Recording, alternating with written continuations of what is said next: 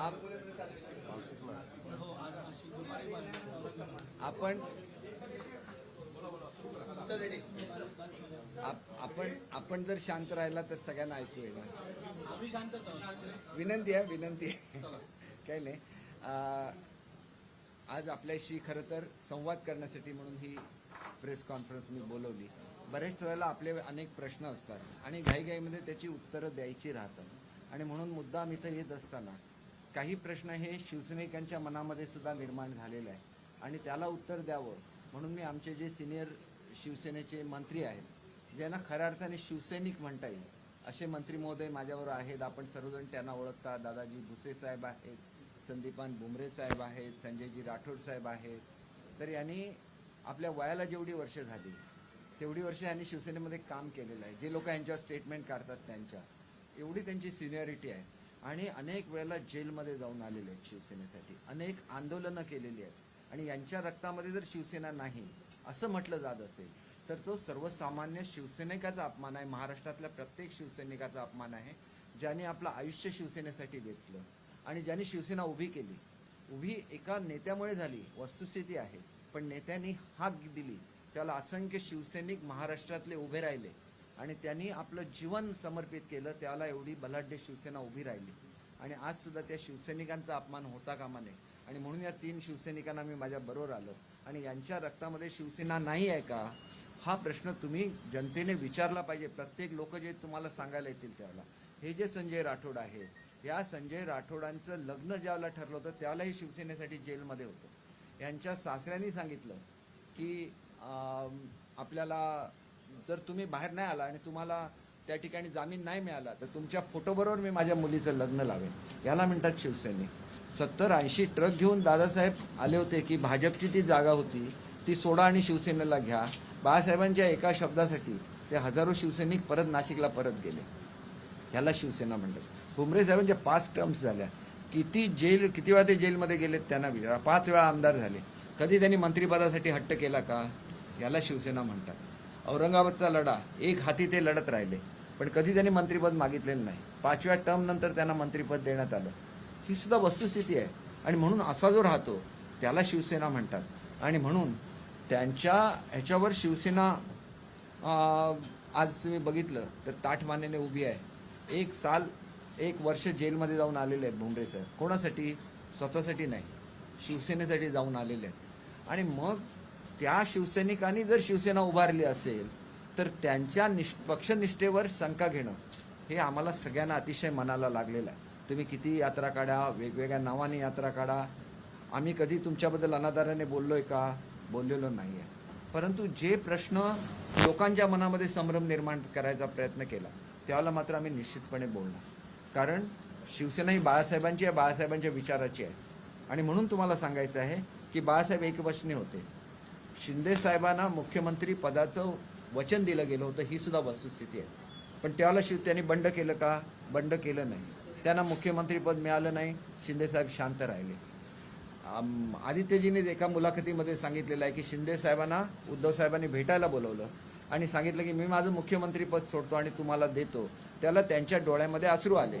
डोळ्यामध्ये अश्रू आले हे त्याच्यामध्ये काय दाखवतं की त्यांची एकनिष्ठता दाखवतं. त्यांनी काय सांगितलं? मुख्यमंत्री तुम्हीच राहा, परंतु काँग्रेस आणि राष्ट्रवादी नको, ते शिवसेनेला संपवणार आहेत. तुम्ही मुख्यमंत्री राहा, परंतु भाजप आणि सेनेची युती करा आणि त्याचे मुख्यमंत्री म्हणून तुम्ही राहा. म्हणजे त्यांनी मागणी केली होती का? मागणी केलेली नव्हती. मग त्यांची बदनामी का चाललेली आहे हा प्रश्न आहे. त्यांनी तुमच्या समक्ष सांगितलं तुम्हीच मुख्यमंत्री राहा परंतु ही आघाडी तोडा. मग तुम्हाला ती आघाडी तोडावीशी का वाटली नाही याचं उत्तर सुद्धा तुम्ही जनतेला दिलं पाहिजे. ही सुद्धा तुमची जबाबदारी आहे. आणि काल मी एक पेपरमध्ये तुमच्या सगळ्या मीडियामध्ये अशी बातमी येत होती की उद्धव साहेबांचा फोन फडणवीस साहेबांना गेला होता आणि तिथं त्यांनी असं म्हटलेलं होतं की शिंदेला बाजूला ठेवा, मी स्वतः तुमच्याबरोबर येतो आणि आपण युती करूया. म्हणजे तुमच्या पार्टीमध्ये जे नंबर 2 आहेत, जे तुम्हाला आपल्या वडिलासमान मानतात, त्यांच्या बाबतीत तुम्ही जर असं म्हणत असाल तर आमच्यासारख्या सामान्य शिवसैनिकांचं काय होईल? त्यांनी तर अख्खा पक्ष तुम्ही त्यांच्या ताब्यात दिला होता. आमच्या विधिमंडळ पक्षाचे ते नेते अनेक वर्ष आहेत. आमच्या प्रत्येक आमदार आले तर त्यांची जेवणाची व्यवस्था सुद्धा त्यांच्या चेंबरमध्ये होती. ही वस्तुस्थिती आहे. जेवणाला काय खूप मोठं महत्त्व नाही. आमदार हॉटेलमध्ये जाऊन सुद्धा जेवू शकतात. परंतु असा एक मनुष्य की ज्यांनी आमदारांची प्रत्येक काळामध्ये काळजी घेतली, ज्यांनी महाराष्ट्रामध्ये कुठला पूर आला, कुठे भूकंप आला, प्रत्येक ठिकाणी पहिली मदत ही शिंदे साहेबांकडून गेली, ही वस्तुस्थिती आहे. मग त्याच्या संदर्भात जर तुम्ही असं बोलत असाल तर ती एक धक्कादायक घटना आहे. आणि मग ह्याचं विचारलं गेलं पाहिजे की हे खरं आहे की खोटं आहे. आणि मला एवढंच सांगायचं आहे की आपले हर्षद प्रधान साहेब आहेत, चांगले पत्रकार आहेत ते. मग त्यांनी असं स्टेटमेंट काढलं की हे खोटं आहे. हे खोटं आहे तर तुम्ही अनिल परब साहेबांचा फोन चेक करून बघा, आणि त्याच्यामधून जर फडणवीस साहेबांना फोन गेला असेल तर निश्चितपणे हे घडलं असेल असं मला स्वतःला वाटतं. कारण कधी उद्धव साहेबांचे फोन आहे, त्यांच्या फोनवरून जात नाही. मला माहिती आहे अनिल परब साहेबांच्या, त्यांचा फोन तरी चेक करा आणि नंतर अशी स्टेटमेंट काढा. ज्वाला पेपरमध्ये अशी बातमी येते आणि ही जर बातमी खरी असेल की शिंदेना बाजूला ठेवून माझी तयारी आहे, मग आज भाजप का नको? हा प्रश्न आमचा आहे. आमचा प्रश्न असा आहे की आमचा प्रश्न म्हणजे आम्ही शिवसैनिक आहोत. आम्हाला समजा तुम्ही डिस्क्वालिफाय करायला बघता, आम्ही 2/3पेक्षा जास्त होतो, आम्हाला डिस्क्वालिफिकेशन आमचं होऊच शकत नाही. पण होऊ शकलं असतं जर आम्ही दुसऱ्या पक्षामध्ये जॉईन झालं असतं, तुम्हाला आमच्याविरुद्ध एकही केस घालता आली नसती. पण आम्ही हाडाचे शिवसैनिक आहोत म्हणून प्रसंगी आमचं आमदारपद आम्ही पणाला लावून आम्ही शिवसेनेमध्ये राहिलो. उद्या भारतामधली ही एकमेव केस होणार आहे की पक्षामध्ये जर फूट पडलेली असेल तर मग 2/3 आमदार आपल्या पक्षाबरोबर राहू शकतात की नाही, हा सुद्धा प्रश्न आहे. कारण तिथं पक्षामध्ये फूट पडलेली आहे आणि ही फूट केवळ विधानसभेमध्ये पडली नाही, ती पार्लमेंट्समध्ये सुद्धा पडलेली आहे. परंतु हा कोर्टाने घ्यायचा निर्णय आहे. त्याच्याबद्दल मला एवढंच सांगायचं आहे की 2/3 आमदार म्हणून आम्ही आमची आमदारकी वाचवू शकलो असतो. आम्ही आमचा वेगळा गट स्थापन करून दुसऱ्या पक्षामध्ये विलीन करू शकलो असतो. परंतु ते आमच्या रक्तामध्ये नाही आणि म्हणून याला शिवसेनेचं रक्त म्हणतात. आणि म्हणून आम्ही खरे शिवसैनिक आहोत. खरं बाळासाहेबांचे विचार घेऊन आम्ही चालतो म्हणून आम्ही आमची आमदारकी आम्ही पणाला लावली. ही पणाला लावायची तुमच्यापैकी कोणाची हे आहे का, हिंमत आहे का? मग ती हिंमत दाखवा आणि त्यावेळेला स्वतःला शिवसैनिक म्हणा. आमचा लढा आमच्या स्वतःसाठी नाही, तो बाळासाहेबांच्या विचारासाठी आहे. बाळासाहेब म्हणायचे की गर्व से कहो हम हिंदू है. आणि मग ते हिंदुत्व जर तुम्ही सोडणार असाल तर मग त्या शिवसेनेला हिंदुत्व शिवसेना कसं म्हणता येईल? जिथं बाळासाहेबांचा विचार नाही ती शिवसेना नाही. जे बाळासाहेबांचा विचार पुढे घेऊन जातात ते खरे शिवसैनिक. आमचं असं ठाम मत आहे. आणि काल राहुल शेवाळेंनी सांगितलं की उद्धव साहेबांची आणि मोदी साहेबांची चर्चा चालू होती, त्यावेळेला ते जर आले असते एकत्र तर त्यांना राजीनामा द्यायला लागला असता आणि 2.5 वर्षानंतर बीजेपीला पद द्यायला लागलं असतं. त्यावेळेला त्यांनी म्हटलं असतं की बाळासाहेबांच्या मुलाने कोणी खाली उतरवलं म्हणून. तुम्हीच जे करणार होता त्याप्रमाणे ते पद जाणार होतं भाजपकडे. आज शिंदे साहेबांनी लढा दिला म्हणून 5 वर्ष शिवसेना महाराष्ट्रामध्ये सत्तेवर राहू शकते, ही वस्तुस्थिती आहे. आणि मग ह्याचं उत्तर तुम्ही देणार नाही का? खरोखर जे राहुल शेवाळे बोलतायत की ही चर्चा चाललेली होती परंतु 12 आमदारांना डिस्क्वालिफिकेशन केल्यानंतर ही चर्चा मोडली, हे खरं आहे का? आणि हे जर खरं असेल तर मग एका भूमिकेशी ठाम राहिलं पाहिजे. आपण हिंदुत्वाच्या विचाराशी ठाम राहिलं पाहिजे. आणि केवळ शिंदे साहेबांनी केलं म्हणून ते चुकीचं आहे असं नाही. आणि म्हणून ही जी काय दिशाभूल चाललेली आहे, हे जे काय लोकांना भावनात्मक आव्हान करायचं चाललेलं आहे, हे कुठेतरी थांबलं पाहिजे. कारण शेवटी भावना ही वस्तुस्थितीशी जोडून पाहिजे. उद्धव साहेब आजारी होते त्यावेळेला हे बंड केलंय, साफ चुकीचं आहे. उद्धव साहेब ज्यावेळेला बरे झाले त्याच्यानंतर शिंदे साहेबांची आणि उद्धव साहेबांची भेट झालेली आहे आणि त्यावेळेला शिंदे साहेबांनी सांगितलं की तुम्ही साथ सोडा. मी तर गेले 1.25 वर्ष सांगतोय, ज्यावेळेला झालेलंच नव्हतं मी सांगत होतो शिवसेना संपते आहे, तुम्ही अजूनही आपली जी हिंदुत्वाचा विचार आहे, युती आहे, त्याच्यावर आपण जाऊया. आम्ही सगळे आमच्या तोंडाने बोलतो पण आमच्याकडे पुरावे सुद्धा आहेत ना त्याचे. म्हणून ही जे काय दिशाभूल चाललेली आहे, आज तुम्हाला असं वाटतं की पक्ष सगळे कार्यकर्ते तुमच्याबरोबर लांब जाणार म्हणून या यात्रा चालू आहेत. पूर्वी ह्या कार्यकर्त्यांना कोण भेटलंय तरी का? विचार करा ना. नाशिकमधून कार्यकर्ते आले, त्यांना कोणी भेटलंय का? यांचे औरंगाबादचे कार्यकर्ते आहेत. औरंगाबादचं पर्यटन क्षेत्र आहे, म्हणजे जेवढं सिंधुदुर्गचं पर्यटनामध्ये महत्व आहे तेवढंच औरंगाबादचं आहे. औरंगाबादच्या किती मीटिंग घेतल्या गेल्या याचा सुद्धा त्यांनी विचार केला पाहिजे. जनतेसमोर खरं सांगा, आम्ही तुमच्या आदरापोटी आम्ही गप्पा आहोत, कारण तुमच्या रक्तामध्ये शिवसेना आली. ही बाळासाहेबांचे तुम्ही नातू आहात म्हणून तुमच्या रक्तामध्ये शिवसेना आली. पण यांच्या रक्तामध्ये शिवसेना ही बाळासाहेबांनी भिनवलेली आहे. आणि म्हणून तुम्ही तो अभिमान बाळगत असताना सामान्य शिवसैनिकांचा अपमान करू नका, अशी नम्र विनंती करण्यासाठी मी ही प्रेस कॉन्फरन्स बोलवली. आणि हे आवाहन करत असताना हे काय आव्हान नाही आहे, हे आवाहन आहे. आव्हान अशासाठी आहे की आपण ज्यांचा मान ठेवतो, ज्यांच्याबद्दल आपण आदराने बोलतो, त्यांच्या विरुद्ध बोलण्याची पाळी कुठल्याही शिवसैनिकावर येऊ नये असं आम्हाला मनापासून वाटतं. आणि म्हणून हे जे काय बोललं गेलं हे चुकीचं आहे. आणि म्हणून मी विनंती केली तीनही मंडळींना. खरं तर आज आमच्याबरोबर आमचे गुलाबराव सुद्धा येणार होते, परंतु काही कामानिमित्त ते बाहेर गेलेले होते. नंतर त्यांच्या अंगावर 17 केसेस आहेत. म्हणजे शिवसैनिक कसा असावा आणि शिवसेना कशी उभी राहिली याचं ते जिवंत उदाहरण आहे. आणि म्हणून मला सांगायचं आहे की आदराने आम्ही तुमच्याबद्दल बोलतो, तुम्ही सुद्धा आदराने बोला. जो काय निर्णय व्हायचा आहे कोर्टामध्ये होईल, आम्ही कोर्टाचा निर्णय मान्य करणार आहोत. इलेक्शन कमिशनचा निर्णय जो काय येईल आम्ही मान्य करणार आहोत. परंतु कृपया शिवसैनिकांची दिशाभूल करू नका. आज शिवसेना ही बाळासाहेबांच्या विचारापासून लांब जाते. आमचा लढा हा बाळासाहेबांच्या विचारासाठी, हे पुन्हा एकदा सांगतो आणि माझं बोलणं थांबवतो. हिंदीमध्ये मी बोलतो आणि नंतर मी तुमच्या प्रश्नाची उत्तरं देतो.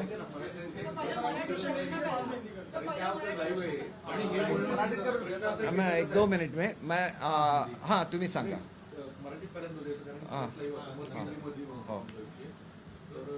फक्त प्रश्न आहे की आदित्य ठाकरे वारंवार सांगतायत की ज्यांनी बंडखोरी केली त्यांनी परत आमदारकी निवडणूक लढवण्याची हिंमत दाखवावी. हे आव्हान बघा, एवढं पोकळ हे आव्हान आहे की ज्या ज्या भागामधल्या लोकांवर अन्याय होतो, समजा माझ्यावर, मी कोकणातला आहे आणि माझ्यावर अन्याय झाला, कोकणची जनता पेटून उठणार.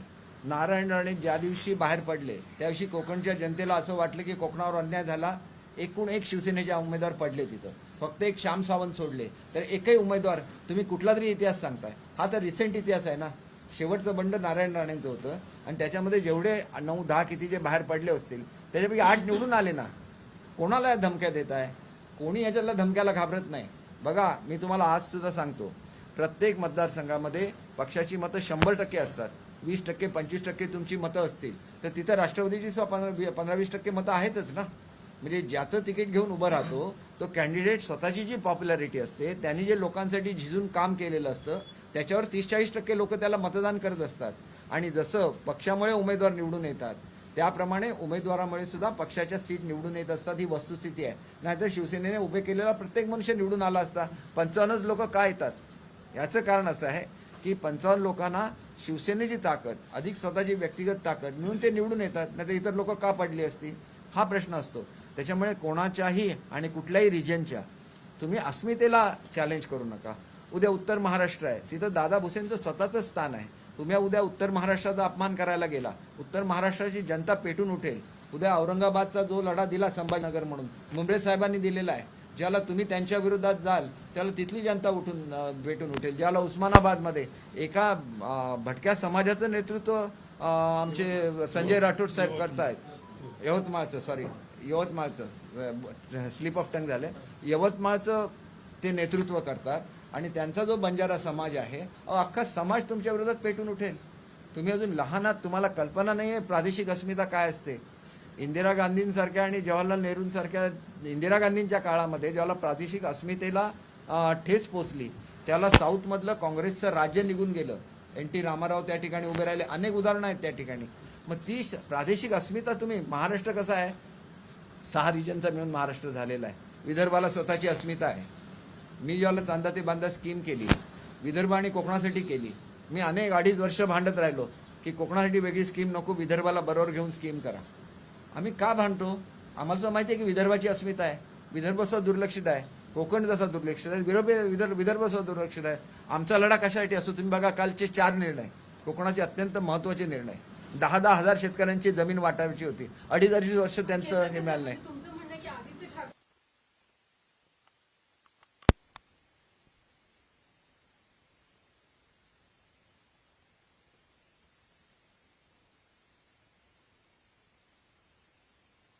हे करण्यापेक्षा ते आज तरुण आहेत, त्यांनी कसं वागावं, कसं बोलावं याचं त्यांनी उद्धव साहेबांचं उदाहरण घ्यावं आणि त्यांनी तसं बोलावं. ते जर इतर नेत्यांसारखं बोलायला गेले तर ज्याप्रमाणे आपण, आता मी कोणाची नावं नाही घेत, इतर लोकांनी जसं हे सगळं प्रकरण स्पॉईल केलं तसं प्रकरण स्पॉईल होईल, एवढंच मला सांगायचं आहे. आणि मी एक सांगितलेलं होतं की उद्धव साहेब काय बोलले तर त्याच्यावर उत्तर देणार नाही, कारण उद्धव साहेब आहेत शेवटी ते. तसंच आदित्य साहेबांच्या संदर्भात मी असं सांगितलेलं होतं की ते माझ्यापेक्षा निम्म्या वयाचे आहेत, तरी पण ते ज्या ज्या वेळेला येतात त्याला मी उठून उभा राहतो, कारण तो त्यांच्या आजोबांचा मान आहे. आणि म्हणून आम्ही बोलत नाही म्हणजे आमच्याकडे मुद्दे नाही, तसं बिलकुल नाही. परंतु आमच्यापर्यंत तुम्ही पोचू नका ना. तुम्ही काय केलं 2.5 वर्षामध्ये मंत्री म्हणून, तुम्ही खुशाल बोला, शिवसेनेच्या इतिहासाबद्दल खुशाल बोला. पण आम्ही सुद्धा शिवसैनिक आहोत मग आम्ही 2/3 आमचं बहुमत असताना सुद्धा 2/3 आम्ही असताना सुद्धा आम्ही पक्ष का सोडला नाही? आमच्या विरुद्ध एक केस दाखल झाली नसती. आम्ही शिवसेनेसाठी लढा दिलेला आहे. दौरे काढणार आहात का? शिवसैनिकांशी संपर्कात राहायला 100% काढेन मी स्वतः काढेन, शिंदे साहेब जातील, आम्ही सगळेजण जाऊ, परंतु आधी निकाल होऊन दे ना. आम्ही काय तुमच्यासारखी ॲफिडेव्हिट करत घेत बसलो नाही. शिंदे साहेबांच्या एक दिवशी बंगल्यावर चला, हजार लोक असतात. जसं वाढदिवस असतो ना, तशी शिवसैनिकांची रांग असते. शिवसैनिक काय म्हणतात? आम्हाला भेटा, आमच्या पाठीवर हात फिरवा नुसता, एवढीच अपेक्षा होती ना. मग हा हात गेल्या काही वर्षांमध्ये का फिरला नाही, हा सुद्धा प्रश्न आहे. आणि त्याच्यामुळे असं गृहीत धरू नका, शिवसैनिकाला गृहीत धरू नका आणि शिवसैनिकाला चॅलेंजसुद्धा देऊ नका. मग सर्वसाधारण शिवसैनिक पेटून उठेल, एवढंच मला सांगायचं. हे बघा, मी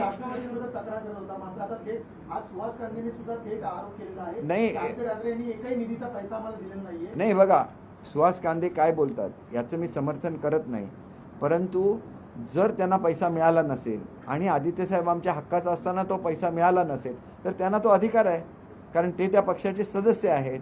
एवढा मोठा उठाव का झाला? 50 लोक अशीच निघून जातात का? आणि सांगितलं जात होतं अमुक दिलं तमुक दिलं. दाखवा ना काय कोणाला काय दिलेलं आहे.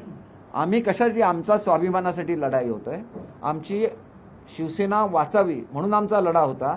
नाहीतर 50 नाही, तुम्ही काहीतरी याच्यामध्ये तुम्ही कन्फ्युजन करताय. काँग्रेस आणि राष्ट्रवादीच्या विरुद्धाचा आमचा लढा चालूच आहे. आमचा लढा कोणाच्या विरुद्ध आहे? काँग्रेस आणि राष्ट्रवादीच्या विरुद्ध. मग आमच्याबद्दल का बोलता तुम्ही? काँग्रेस आणि राष्ट्रवादीच्या बरोबरची तुमची लढाई व्यवस्थित कशी आहे, चांगली कशी आहे? काँग्रेस कशी चांगली आहे? राष्ट्रवादी पक्ष कसा चांगला आहे? त्यांनी आम्हाला कसं फोडण्याचा प्रयत्न केला नाही? त्यांनी शिवसेनेला डॅमेज करायचा प्रयत्न कसा केला नाही? हे लोक खोटं बोलत आहेत. ते आमचे चांगले मित्र आहेत, त्यांनी आमचा पक्ष वाढवायचा प्रयत्न केला. हे तुम्ही जनतेला सांगा, समजावून. आमच्याबद्दल समजायला जाऊ नका, त्याच्यासाठी आम्ही आहोत. आमची तोंड आहेत, आम्ही सांगू आमची बाजू. आणि आतापर्यंत सांगितलेली आहे. आमचे ज्याला 50 आमदार होते, मीच मांडत होतो त्यांच्या वतीने. ते माझे विचार नव्हते, यांचे सगळ्यांचे विचार होते. आणखी गर्दी होती शिवसैनिकांची. आदित्य ठाकरे बोलतात हे खरे शिवसैनिक. अहो, त्यांना ओळख कशी असणार सांगा? ते भेटले असेल तर त्यांना खरा शिवसैनिक आणि खोटा शिवसैनिक माहिती असणार. उद्या राष्ट्रवादीचा एखादा कार्यकर्ता आला आणि त्याला सुद्धा ते शिवसैनिकच म्हणणार. त्या भागामध्ये नाशिकमध्ये मोठ्या प्रमाणात राष्ट्रवादीमध्ये आहे, तुम्ही विसरू नका. आता मी कसं म्हणू? मी त्यांना ओळखत नाही. अहो, ते खरे म्हणतात ना, मग त्यांना खरं कळलं पाहिजे की हा शिवसैनिक आहे की हा राष्ट्रवादीचा आहे, कळलं पाहिजे.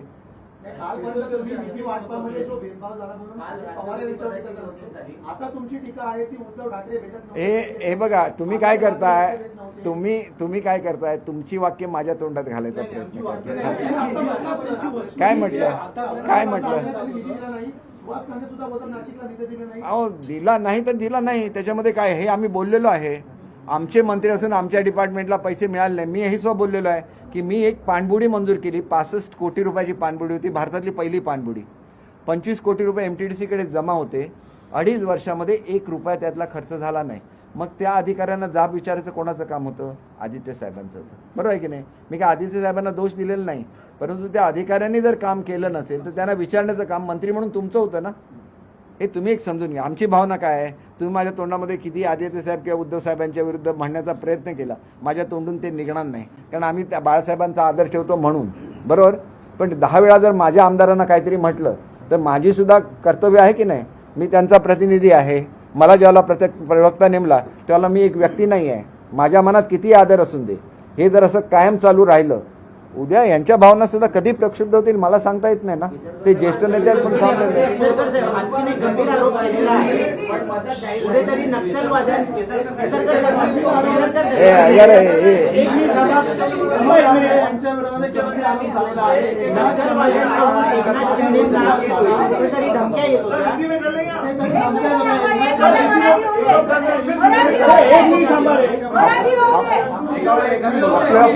मैं 1 घंटा बैठूंगा. मैं रुकता हूँ. बघा, आता शेवटचा प्रश्न विचार.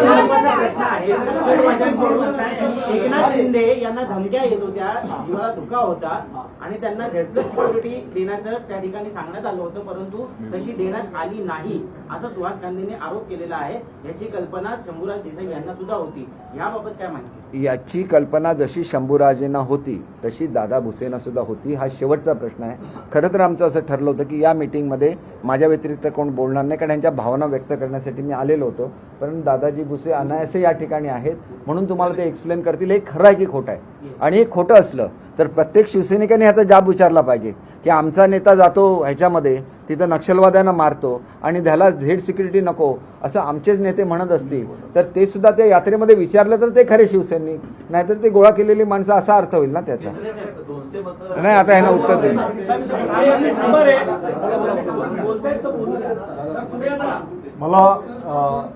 मला वाटतं की आमदार सुहास कांदेंनी आज हा जो काही मुद्दा उपस्थित केलेला आहे, मी आपल्या माध्यमातून महाराष्ट्राच्या तमाम शिवसैनिक आणि जनतेला सांगू इच्छितो, कॅबिनेटमध्ये पण या संदर्भातला मुद्दा उपस्थित झालेला होता आणि त्या कॅबिनेटमध्ये मी स्वतः पण उपस्थित होतो.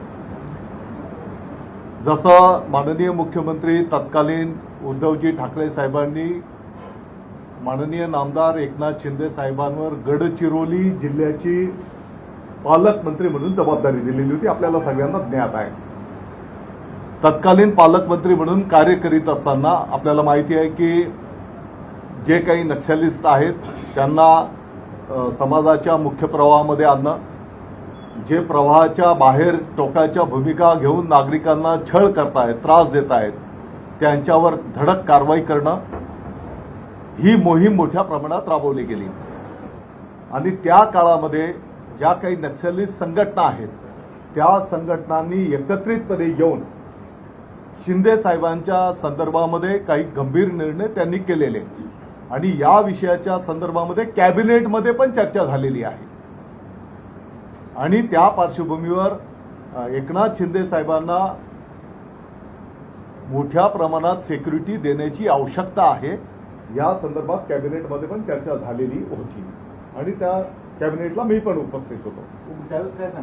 आणि म्हणून मला असं वाटतं की हा जो काही मूळ विषय आहे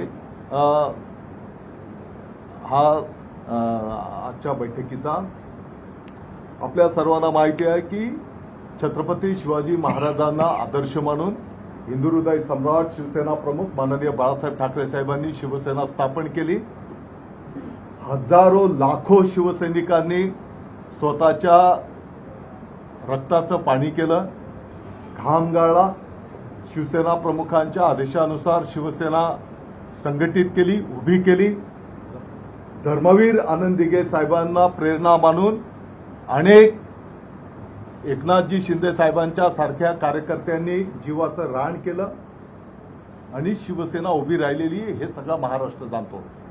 लाखो शिवसैनिकांच्या जीवावर आमच्या सारखे कार्यकर्ते या पदापर्यंत येऊन पोहोचलेले आहेत, ही वस्तुस्थिती आहे. असं असताना मला असं वाटतं की त्यांना तुम्ही एका क्षणामध्ये गद्दार बोलणार, त्यांची निर्भत्सना करणार, ही गोष्ट बरोबर नाही.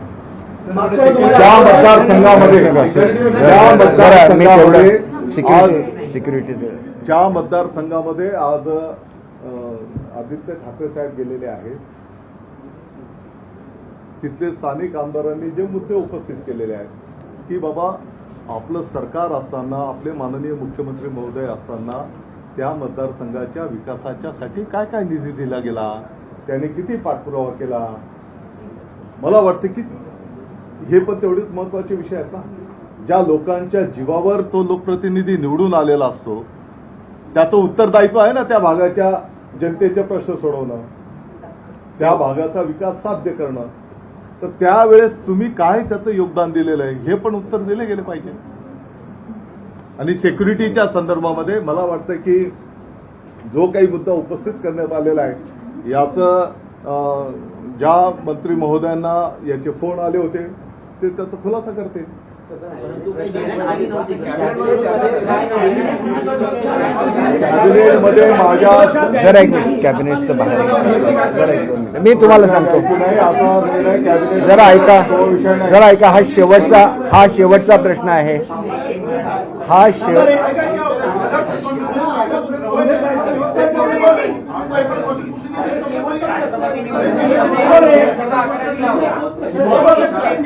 जरा आपण एक 2 मिनिटं थांबा लुके. नाही शेवटचा प्रश्न वगैरे काही नाही. 1 मिनिट, लेट मी कन्क्लूड. नाही कॅबिनेटचं हे बघा, माझं 1 मिनिट ऐका. ऐकून घ्या आता. हे बघा, कॅबिनेटमध्ये चर्चा झाली इतकं बोलता येतं. कॅबिनेटमध्ये काय निर्णय झाले हे कॅबिनेटच्या बाहेर बोलता येत नाही. त्याच्यामुळे त्याला गोपनीयतेची शपथ घेतली असती ते बोलू शकणार नाहीत. परंतु ज्या मंत्री महोदयांना फोन आलेला होता सकाळी 8 वाजता, त्यांनी तो काय त्याच्यामध्ये सिक्रेसी काही नाही आणि त्याच्यामध्ये असं सांगण्यात आलं होतं की झेड सिक्युरिटी देऊ नका. का देऊ नका? तर तुमच्या प्रश्नाचं उत्तर मिळालेलं आहे, पुरेसं आहे. आणि तुम्हाला खात्री पाहिजे असेल तर मी शंभूराजे देसाईंना इथं उपस्थित ठेवतो पुढच्या प्रेस कॉन्फरन्सला. ठीक आहे. आणि ते बोललेलं आहे. तुम्हाला माहिती आहे, अहो तुम्हाला माहिती आहे कशाला विचारता? मला माहिती आहे.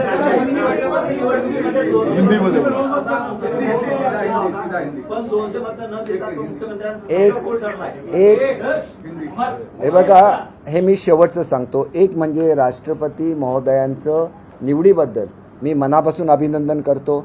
हा क्रांतिकारी निर्णय आदरणीय मोदी साहेबांनी घेतला आणि लाखो भारतवासीय सुखावले, हे महत्त्वाचं आहे. याच्यामध्ये आमच्या विरोधामध्ये फक्त 98 मतं पडली. म्हणजे आमची जी मतं होती 163, याच्यावरून आम्ही 181वर गेलो. याचा अर्थ काय झाला? विरोधी मतं फुटली. वस्तुस्थिती आहे. आता किती मतं फुटणार हा एक अंदाज असतो. 200 फुटतील असं वाटलं होतं, त्याच्यापेक्षा कमी फुटली. पण फुटली वस्तुस्थिती आहे ना, की आम्हाला 163 मतं मिळाली. आम्हाला मिळाली ना 187 की किती मिळाली आणि त्यांना एकूण 90 की किती 90च्या रेंजमध्ये मिळाली. 90 ते 100च्या दरम्यान 98 मिळाली. म्हणजे त्यांच्याकडे जे सदस्य आहेत त्याच्यामधले लोक फुटली वस्तुस्थिती आहे. हे फुटली ही महाराष्ट्राच्या संस्कृतीचा त्यांनी आदर ठेवला, त्याच्याबद्दल मी आभार मानतो. आणि आता हिंदीमध्ये लेट मी ब्रीफ.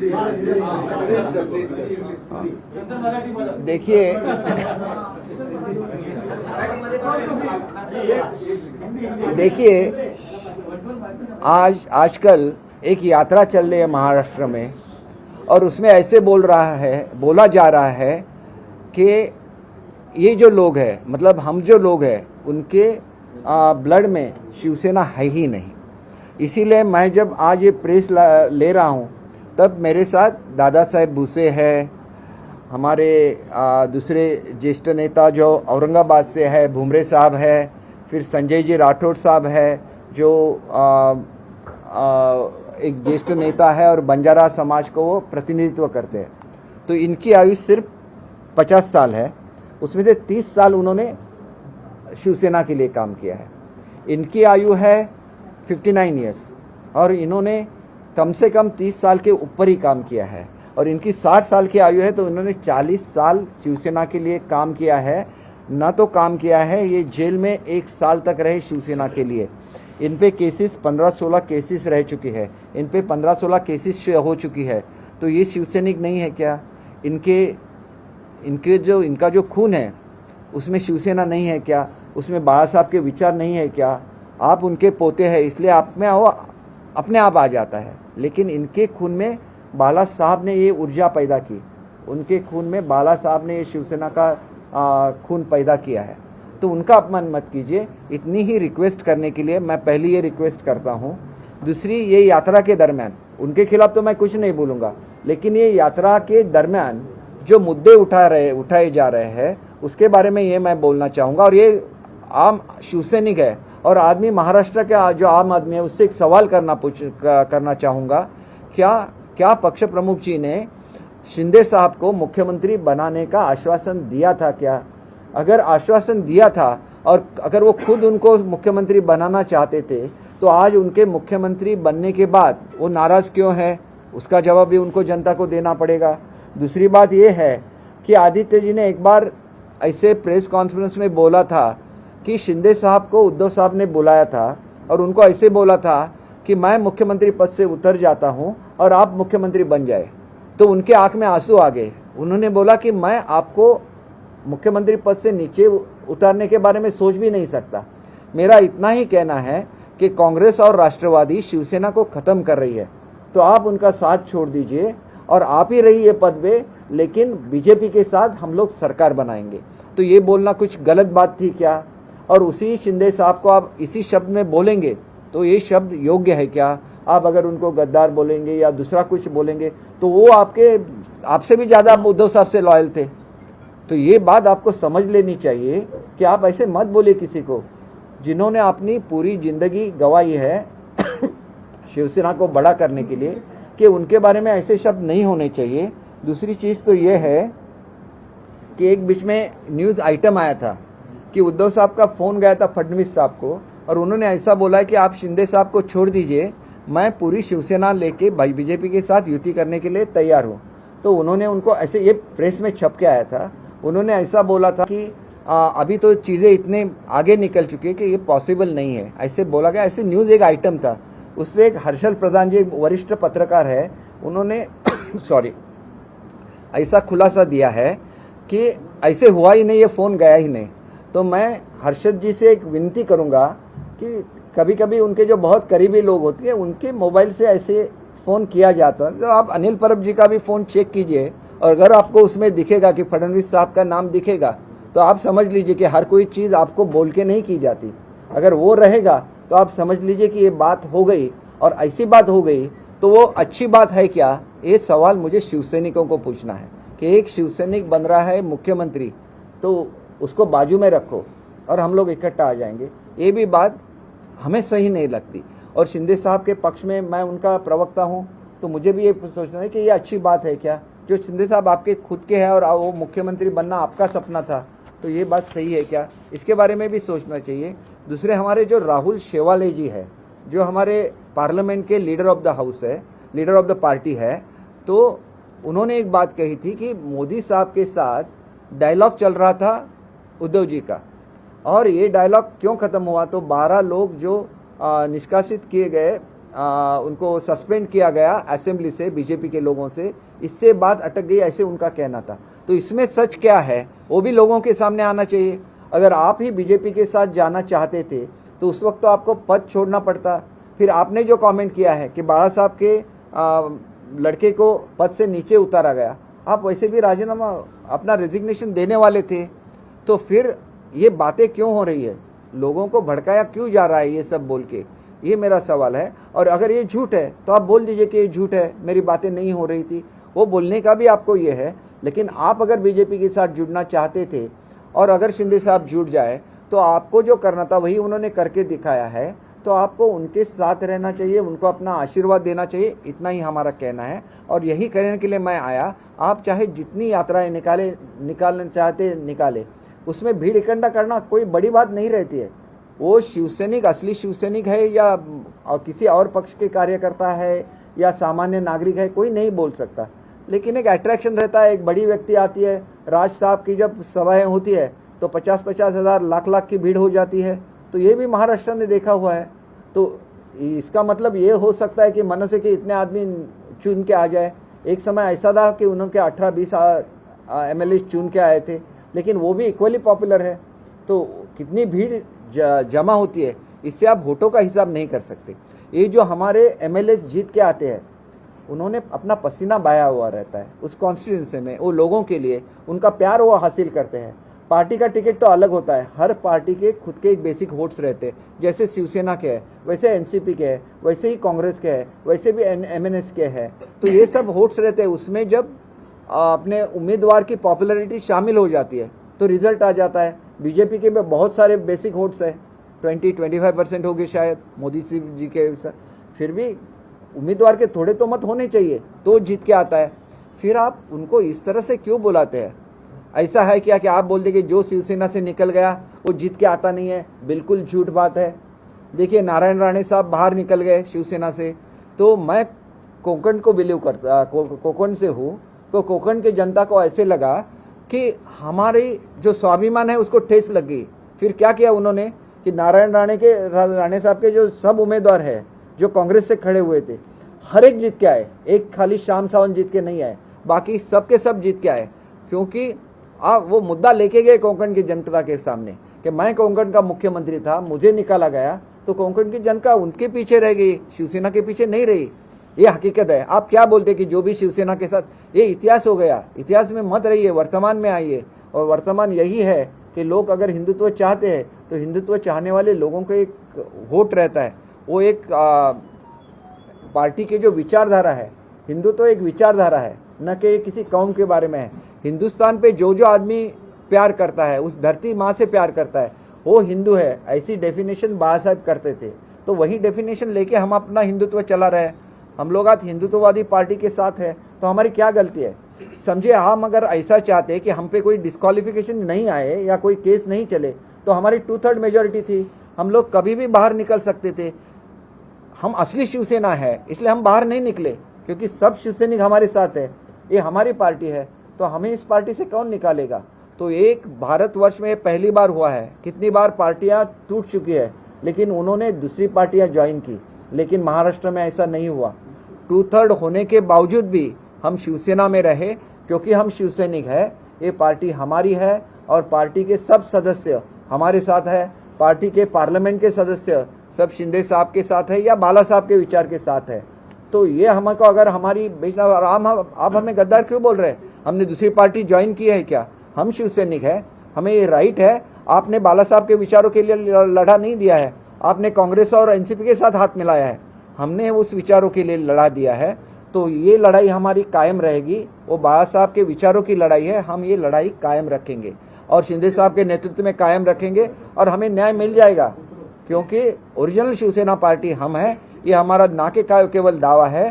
शिंदे साहब ने एक ऑफिशियल खत दिया है इलेक्शन कमीशन को, जो भी फैसला इलेक्शन कमीशन में हो जाएगा, कोर्ट में हो जाएगा। आप रोज रोज क्या बात कर रहे हैं?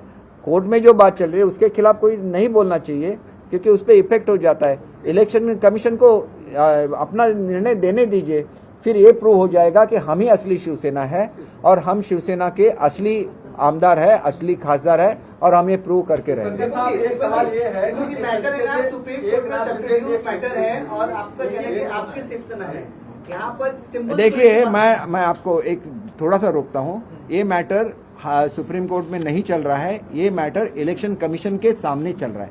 तो मैं कोर्ट में जो चल रहा है उसके बारे में मैंने एक भी कमेंट नहीं किया।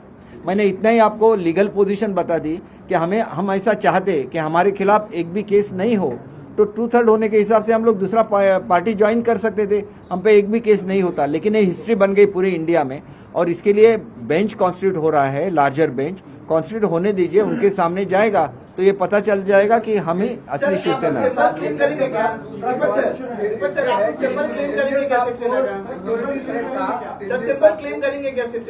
देखिए, हम अगर मानते कि हमारी शिवसेना है तो सिंबल भी हमारा ही है। देखिए, और सिंबल हमारे साथ बाला साहब के विचार है। सिंबल चाहे मिले न मिले, हमसे कुछ नहीं फर्क पड़ता। हम बाला साहब के विचार लेके महाराष्ट्र के सामने जाएंगे। आज तो आपके सामने बोल रहे हैं, कल हमारा दौरा चालू हो जाएगा। दौरा कोई एक ही आदमी नहीं कर सकता, आम शिवसैनिक कर सकता है। ऐसे थोड़ा ही होता है कि कोई नेता बनता है इसलिए वो दौरा कर सकता है। मैं जा सकता हूँ, दादा साहब भूसे जा सकते हैं, ये अपना घुमरे साहब जा सकते हैं, राठौड़ साहब जा सकते हैं। हम लोग पूरा महाराष्ट्र घूमेंगे, हर एक शिवसैनिक को मिलेंगे और उनको बोलेंगे कि शिवसैनिक का अपमान करने का कोई किसी को भी हक नहीं है। ये बाला साहब का शिवसैनिक है, उसका अपमान मत करो। शिंदे साहब की सिक्योरिटी को लेकर, एक मिनट, इनका जवाब देने के बाद आपको बोलता हूँ। शिंदे साहब की सिक्योरिटी को लेकर जिस तरीके से प्रश्न उपस्थित किया जाए, जब वो मंत्री थे गढ़चिरौली के, तो Z+ सिक्योरिटी की डिमांड हुई थी, क्योंकि नक्सली उनके ऊपर अटैक करना चाहते थे, जान से मारना। देखिए, एक तो ऐसा है कि नक्सलवाद को उन्होंने पूरा हटा दिया गढ़चिरौली से। आज एक भी लड़का नक्सल में ये नहीं होता है, भर्ती नहीं होता है, वो उनकी कामयाबी है।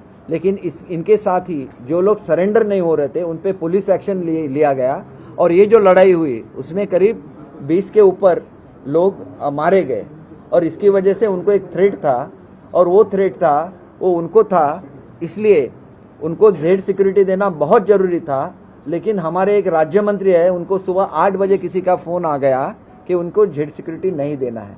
किसका फ़ोन था इसके बारे में मैं बोलूँगा नहीं, लेकिन फ़ोन आ गया, ये सच्चाई है। और वो जो राज्य मंत्री है उन्होंने मुझे खुद बोला है, शिंदे साहब के सामने बोला है कि मुझे फ़ोन आ गया, ये हकीकत है। और उनको जेड सिक्योरिटी क्यों नहीं देनी है? उन्होंने तो अच्छा काम किया है, वो गढ़चिरौली के पालक मंत्री है, उन पे नज़र है। और देखिए, ये जो होता है इसको एक इंटरनल सिक्योरिटी की मीटिंग होती है, तो इंटरनल सिक्योरिटी की मीटिंग भी अगर 2-2 साल नहीं होती है, तो मैं भी खुद रह चुका हूँ उसकी MOS होम, तो मुझे उसकी अहमियत मालूम है कि इंटरनल सिक्योरिटी की अहमियत क्या होती है। उसमें सेंट्रल एजेंसीज होती है, स्टेट की पूरी एजेंसीज होती है, और ये जो सब थ्रेट की वगैरह बातें होती है वो उसमें चलती है। तो किसी को फिर फ़ोन करने का सवाल नहीं आता। इंटरनल सिक्योरिटी की मीटिंग हो जाती तो उसमें फैसला ही हो जाता कि उनको जेड सिक्योरिटी चाहिए, क्योंकि सेंट्रल एजेंसीज भी बोलती कि उनको थ्रेट है। जो नक्सलवाद के खिलाफ लड़ता है उसको थ्रेट तो रहता ही रहता है, ये मैं खुद जानता हूँ। लेकिन ऐसी बहुत सारी बातें गवर्नमेंट में होती है जो हम आपके सामने नहीं बोल सकते, क्योंकि हमने एक शपथ ली होती है कि हम ये किसी को डिस्क्लोज नहीं करेंगे। तो इतना तो होता है कि ये इंटरनल सिक्योरिटी की मीटिंग होती है, ये तो एक नियम है। अगर वो नहीं होती है तो उसके बाहर जाके वो फैसला होता है। नहीं हुई इसलिए बाहर एक चीज आ गई होगी, इतना ही मैं बोल पार्टी सकता के तौर पर जो भी एसेट्स हैं, पार्टी के तौर पे जो भी एसेट्स है शिवसेना के हैं, अगर आपकी पार्टी को मान्यता इलेक्शन कमीशन से मिलती है तो सिंबल हुआ, सेना भवन हुआ, या पार्टी के जितने भी एसेट्स हैं उन पर भी आपका अधिकार होगा क्या? हमारी सबसे बड़ी असेट बाला साहब के विचार है, और वो असेट हमारे लिए इतनी बड़ी है कि इसके लिए हम लोग 10 नए ऑफिस बना देंगे। आप उसकी चिंता मत कीजिए। बाला साहब के विचारों के साथ जो भी आएगा जुड़ेगा उसके साथ हम लोग रहेंगे। एक सवाल ये है कि आप लोगों पे आरोप लगते रहे हैं कि इससे पहले की जो शिवसेना थी या मंत्रिमंडल का विस्तार हो, ये सारी चीजें, उसके लिए उन्हें दिल्ली नहीं जाना पड़ता था। शिंदे साहब को क्या वजह कि बार बार दिल्ली जाना पड़ता है, और हर चीज की जानकारी देते? अगर आप असली शिवसेना है तो आप देखिए मैंने एक चीज आपको बताई है कि हम जब तक अकेले थे मैंने बोला था कि आप आज भी कांग्रेस और एनसीपी के साथ आपका जो आघाड़ी है वो तोड़ दीजिए, हम लोग और सब जो 50 लोग हैं वापस आ जाएंगे महाराष्ट्र में। हमने बोला था, खुद बोला था। लेकिन मैंने ये भी बोला था कि कल आप हमको बोलेंगे वापस आ जाओ, तो हम नहीं आ सकेंगे। उस वक्त हम दूसरे किसी के साथ जुड़ जाएंगे, फिर उनका ओपिनियन भी हमें लेना पड़ेगा। जाहिर सी बात है, हम यूटी में हैं तो सरकार बनाते समय या तो मंत्रिमंडल बनाते समय या तो कुछ निर्णय लेने के समय, बीजेपी नेशनल पार्टी है तो उनका हेडक्वार्टर है दिल्ली में, अभी एनसीपी का हेडक्वार्टर तो यहीं पे है। लेकिन जब सोनिया जी से बात हो रही थी तो जाते थे ना, ये जो सब लीडर्स है संजय राउत और सब, वो सोनिया जी के घर पे जाते थे, तब आप लोगों ने कुछ नहीं बोला उनको। लेकिन हम एक बार दिल्ली गए, वो भी सीएम साहब गए, तो आप बड़ा ये कह, सीएम साहब गए क्यों? पीएम साहब से मिलने, होम मिनिस्टर साहब से मिलने, वो तो उनका कर्तव्य ही है, उसमें कोई बड़ी बात नहीं है। आप बोलने के सिंबल आपका है, उद्धव ठाकरे जी ने बोला है कि उनके तीर से सारे तलवार निकाल दो, लेकिन धनुष की जरूरत पड़ेगी, यानी कि सिंबल वो क्लेम कर रहे हैं। देखिए, वो धनुष्य बाण जिसको बाबा साहब के विचार नहीं है, वो धनुष्य बाण किसी काम का नहीं है जब तक बाबा साहब उसके पीछे नहीं है। तो धनुष्य बाण एक सिंबल हो गया। जैसे मैं पहले कांग्रेस का प्रेसिडेंट था तो हमारे पास वो बैलों की जोड़ी थी सिंबल, बाद में वो गाय वासरू आ गया, मतलब बाद में उसको हाथ आ गया, तो हमने पहुंचा ना लोगों तक। मैं जब एनसीपी में शामिल हुआ तो हमारा सिंबल गया, हमको घड़ी मिल गई, हमने पहुंचा ही ना लोगों तक। तो यही बात है।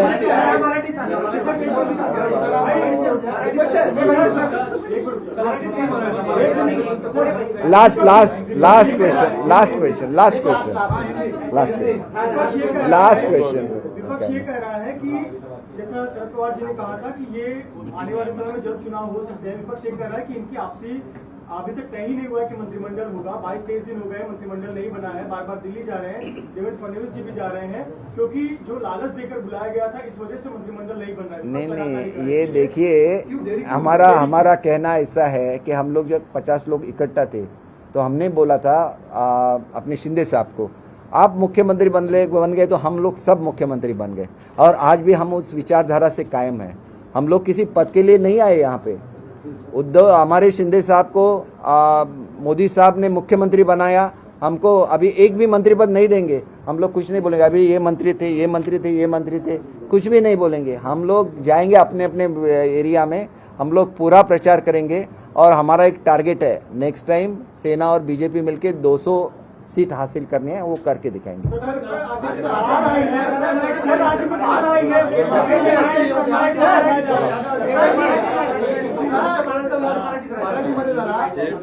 मी सांगतो धनुष्य आमच्याकडे आहे, बाण निघून गेलेले आहे, त्याच्यावर काय सांगता? हे बघा, धनुष्यबाण ह्याच्यामधला जेवढा धनुष्य महत्वाचा आहे तेवढाच बाण महत्वाचा आहे, पण त्याच्यापेक्षा अधिक महत्वाचा हा बाळासाहेबांचा त्याच्यामागे असलेला विचार आहे. त्याच्यामुळे धनुष्यबाण कुठे जातो याच्यापेक्षा बाळासाहेबांचा विचार कुठे जातो याला जास्त महत्त्व आहे. आणि काँग्रेस आणि राष्ट्रवादीबरोबर जाऊन बाळासाहेबांचा विचार टिकवता येणार नाही. ह्याच्यासाठी आमचा लढा आहे, तो लढा आम्ही देत राहणार. आणि तुम्हाला मी एक गोष्ट सांगतो, आता मला हिंदीच्या पत्रकारांनी विचारलेलं होतं की तुम्ही ह्याच्यावर क्लेम करणार का, त्याच्यावर क्लेम करणार का. आम्ही कुठल्याही प्रॉपर्टीसाठी हा लढा दिलेला नाही. बाळासाहेब ही आमची सगळ्यात मोठी प्रॉपर्टी आहे आणि बाळासाहेबांचे विचार ही आमची सगळ्यात मोठी प्रॉपर्टी आहे आणि त्याच्यासाठी आमचा लढा आहे, तो लढा आम्ही कायम ठेवू. शरद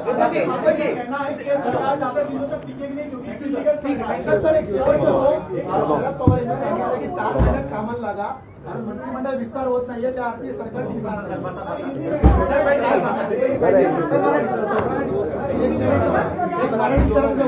हे बघा, साऊथ मधलं एक राज्य आहे, साऊथ मधल्या राज्यामध्ये 2/3पेक्षा जास्त बहुमत त्यांना आहे. त्याचे मुख्यमंत्री 3 महिने नुसते एका माणसाची कॅबिनेट होती, 3 महिने ते चालवत होते आणि आमच्या 2 माणसांनी 1 महिना तुम्हाला वाईट वाटायला लागलं चालवल्यानंतर. आणि बघा, पवार साहेबांच्या बद्दल मी काहीच बोलतो. क्वेश्चन है सर, बहुत सिंपल क्वेश्चन है, एक लाइन में जवाब दे दीजिएगा. जो सिंबल है वो किसका है? उद्धव जी का है कि आपका, एकनाथ शिंदे जी का? किसका सिंबल है? देखिए, सिंबल से ज्यादा बाला साहब के विचार ज्यादा अहमियत रखते हैं और हमारी लड़ाई बाला साहब के विचारों के लिए है. तो सिंबल तो हमें ही मिल जाएगा, सिंबल तो हमें ही मिल जाएगा क्योंकि हम असली शिवसेना